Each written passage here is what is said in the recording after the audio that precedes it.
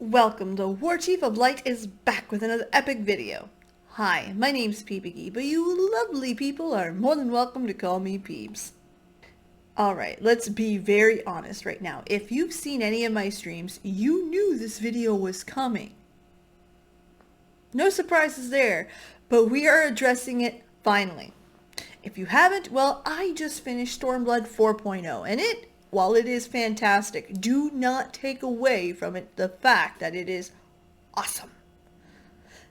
Has a big problem. It did receive a fair amount of criticism, and while I feel that a lot of the criticism is very fair, I feel it's a little loud. So again, we're starting this video by saying Stormblood is awesome. But here's the issues. Regardless, I think one issue really exuberated Stormblood for pretty much all of its issues. Except one, which yes, we'll discuss that real fast at the end, so you know. Before jumping into that though, if you like this sort of stuff, you like lore, Final Fantasy, gaming, just nerdy stuff in general, well honey, you're home. Hit that subscribe button because listen, we tend to do nerdy here pretty well. Alright, let's go jump into the big issue with Stormblood and the little one right now.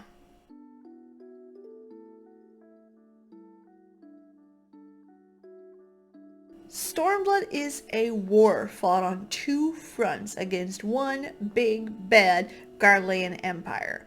It's the Alamegan resistance and Doma. However, we are only one warrior of light, so what do? We end up playing both sides, Doma and Alamego, which great storytelling. The only problem is that we did the cardinal sin of role-playing. We split the party. So you start in Girabanya, you fail pretty badly, not gonna lie. Realize, shit, we need to come back, rethink this through, so screw it, let's go to Doma, see if we can get some allies. Free Doma, come back to Girabanya, and nothing happened while we were gone. In a war. So again, pacing is certainly a problem here. Anything to bring you back to Girabanya, even if it would have been a couple emergency quests, or the Garleans are pushing right now, please help. Something. Anything to show, oh crap, stuff is still happening on this side of the world. Nope, got none of that. Hours of gameplay in Doma, which Doma was great. I'm not complaining about the actual zones themselves. The stories were great. It's just when you stop and realize that it's really like a split party situation where nothing happened here, everything happened here, and then you go back and everything's happening here. You get back and hey, thanks for coming back. We're ready to push now for Alamego.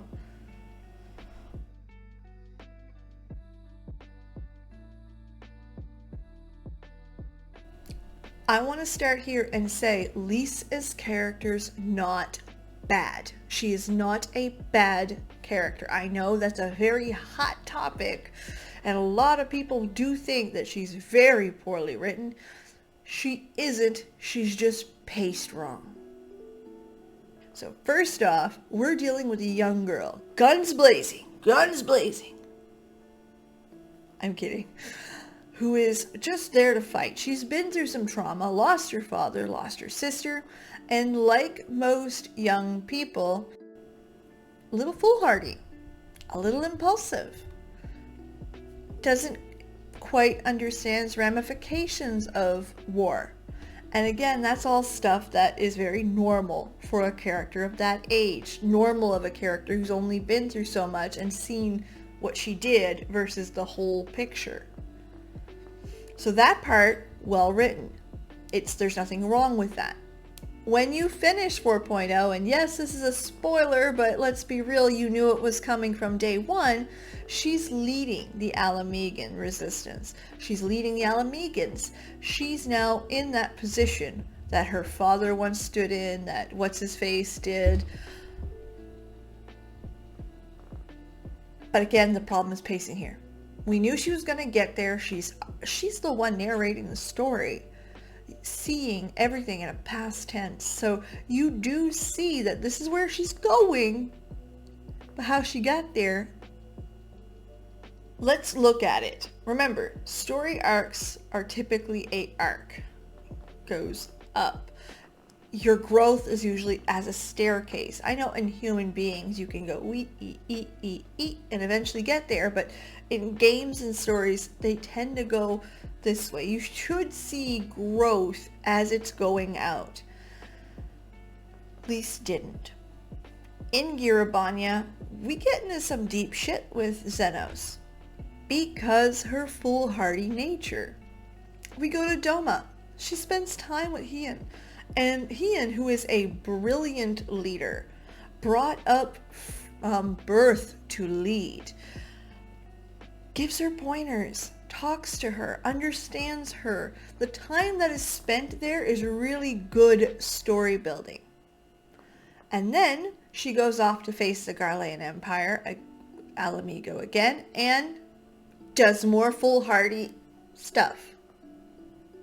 More impulse.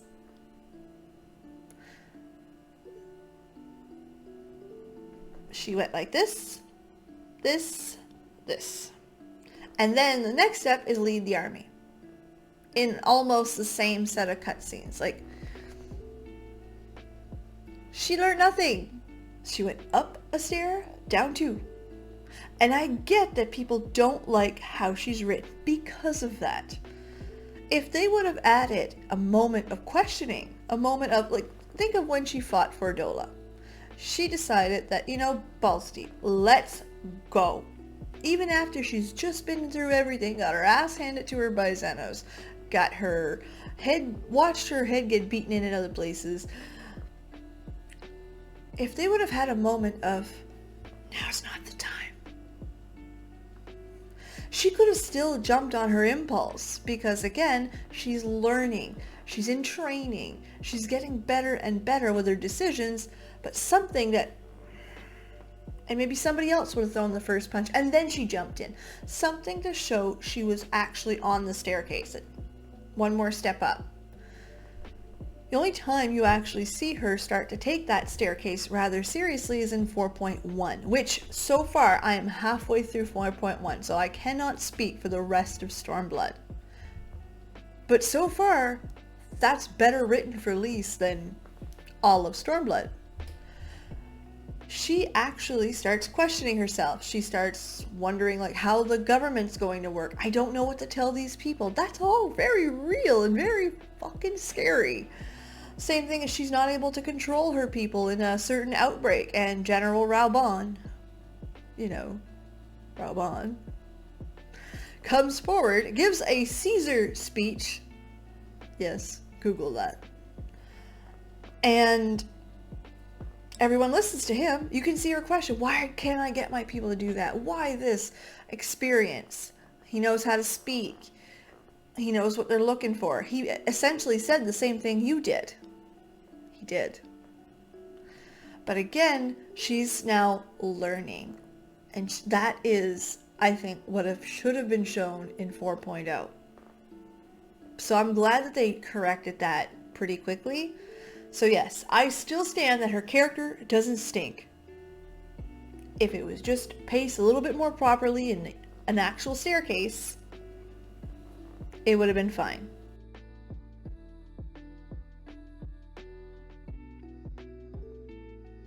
So a man died.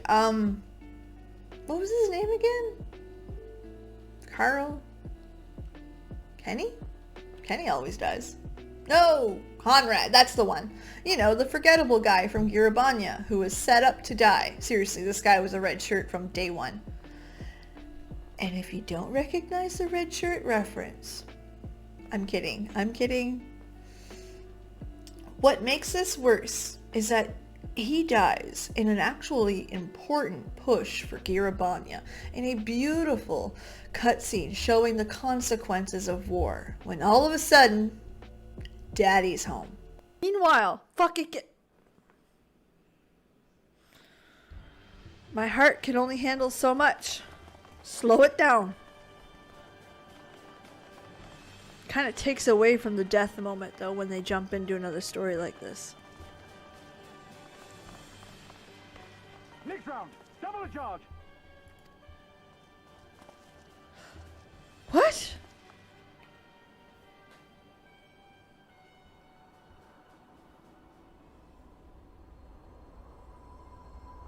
Is that? Oh! Nidhogg, we are needed. Oh, Daddy's home.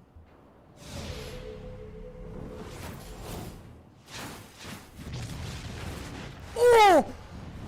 Oh, that's so cool! Seriously. This was the same cinematic.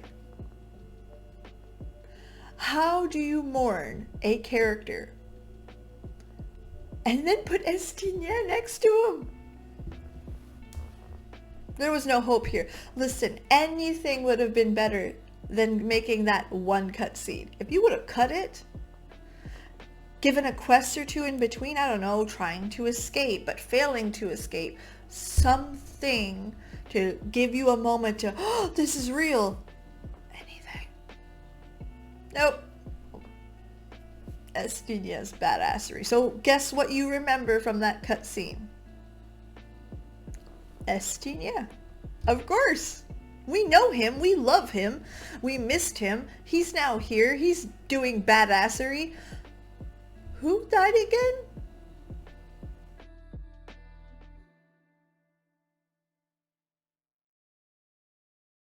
Now, what wasn't a pacing issue? I have a small little thing with this guy named Zenos. His whole character is, I like killing things, I like hurting things, because it makes me randy, baby. Little creepy, I agree, but there's nothing to his character other than that. He is 100% evil. There's no ifs, ands, buts, maybes. He's chaotic evil, obviously. He is bad. There's no gray, bad. Pure evil for the sake of being evil. And that's fine. It's just that when you fight Zenos, you don't fight him for any other reason than he's bad. This is a beautifully woven story game. And Zenos is just bad. I mean, I would have even settled for something along the lines of, he grew up rich and privileged, so he started torturing the cat because he wanted attention. I don't know. I made that up. But the point is something to ground the story and make it, one, more believable, and two, relatable is not the word I'm looking for, but something where you can bring it to humanity.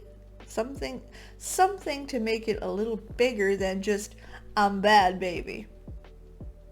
Seriously, Yutsuyu was an amazing character who I fell in love with very quickly, even though she had the same character traits of enjoying the pain that she was putting onto people. She had a backstory, extremely tragic. No, you didn't have to go that tragic with Zenos, but you cared. You wanted to defeat that bad guy, and I'm kind of still a little sad that I didn't get to at least have a fight with her. We might see it later in Stormblood, I don't know, but that's a better bad guy. So yeah, small issue with Zenos, and the rest, pacing. Really just pacing. But I'm not alone here. Do you agree, disagree? Let me know in the comment section down below. If you liked this video, give me a big old thumbs up. If you didn't, well, cool. Be honest with me. I'm a big girl. I can handle it. Bonus points if you tell me why you didn't like it. Feedback is the best way to improve. And if you like this sort of stuff, you like nerdy stuff, you like lore, Final Fantasy, deep dives, gaming, or I don't know, me, hit the subscribe button. And while you're down there, ring that bell. That way you'll get notifications every time I go live or upload, and bitch, we do it a lot. Stream 3 nights a week, at least one video upload a week. I'm doing a lot of shorts on TikTok too lately, which that's a whole other thing, but we move here. We have some fun. So if that's your thing, well, you know what to do. Alright, well thanks so much for being here. Have a legendary day, and I can't wait to see you guys again on the next one. Bye. Daddy's home. No, seriously, you guys saw that. That was my raw, real, can't believe this guy's now on the screen reaction. Daddy's home. Y'all can judge. I deserve that. Maybe I'm a